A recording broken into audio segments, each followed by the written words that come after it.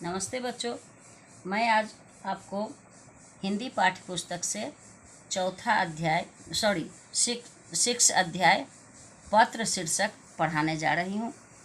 तो इस वृत्तांत का शीर्षक है पत्र। पत्र शीर्षक इसलिए है कि यह पत्र की शैली में लिखी गई है। पत्र का मतलब होता है चिट्ठी लिखना, तो चिट्ठी लिखने की शैली में यहाँ यात्रा वृत्तांत लिखा गया है। इस पत्र में एक लड़का अपने मित्र से अपनी उत्तराखंड की यात्रा का अनुभव साझा कर रहा है। वह बता रहा है कि उसने क्या क्या देखा और किन किन चीज़ों ने उसका मन प्रभावित किया। तो आइए पढ़ करके देखते हैं कि क्या क्या इसमें लिखा हुआ है। तो सबसे पहले देखिए, पत्र लिखने में जो लिखा जाता है, तो सबसे पहले जैसे पत्र में डेट लिखा जाता है, स्थान का नाम लिखा जाता है, उसके बाद संबोधन लिखा जाता है, फिर अभिवादन। तो उसी तरह से देखिए यहाँ सब लिखा हुआ है। तो मित्र के नाम पत्र है, इसलिए संबोधन किया गया है, प्रिय मित्र राघव। अभिवादन है, नमस्कार। क्या लिखते हैं कि काफ़ी दिनों से तुमसे कोई बातचीत नहीं हुई।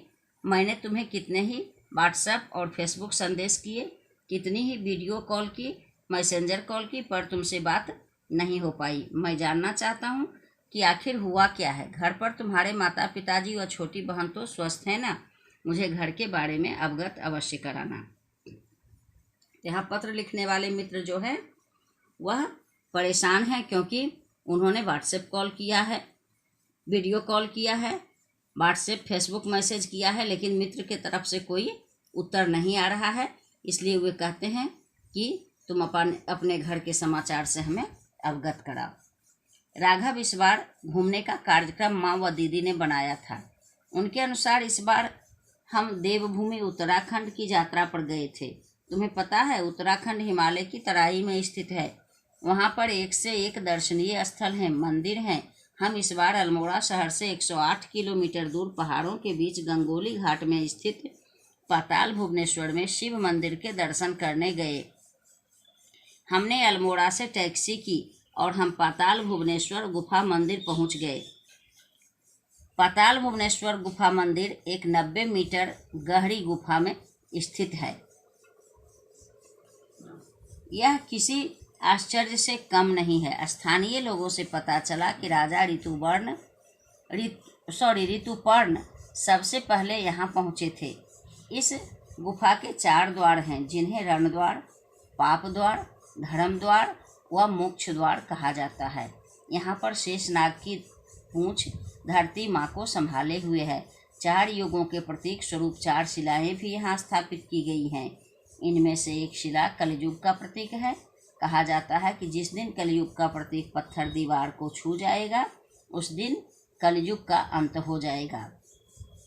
तो आइए यहाँ तक आपको फिर से हम समझा दें कि मित्र कह रहा है कि घूमने का कार्यक्रम कौन बनाए थे। तो मित्र के माँ और दीदी ने घूमने का कार्यक्रम बनाया है, और उसके बाद ये वर्णन करते हैं कि कहाँ कहाँ घूमने गए और इन्होंने क्या क्या देखा।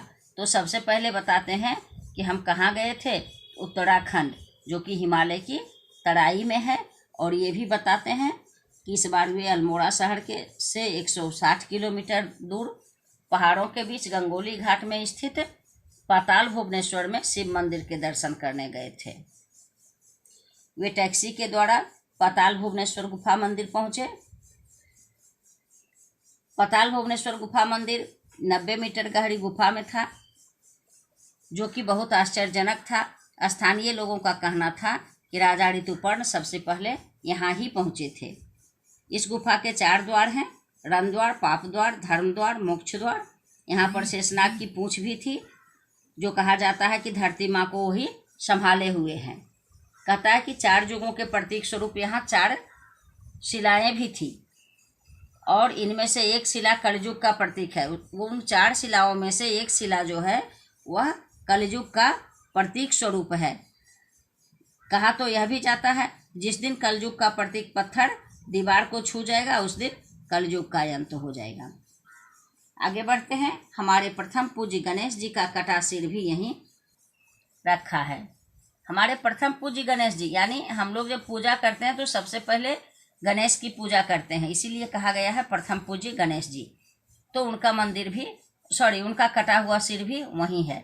इसी गुफा मंदिर में 33 कोटि देवी देवता छोटे छोटे सितारों के रूप में अंकित हैं, यानी हमारे 33 करोड़ जो देवी देवता हैं वे भी वहीं हैं।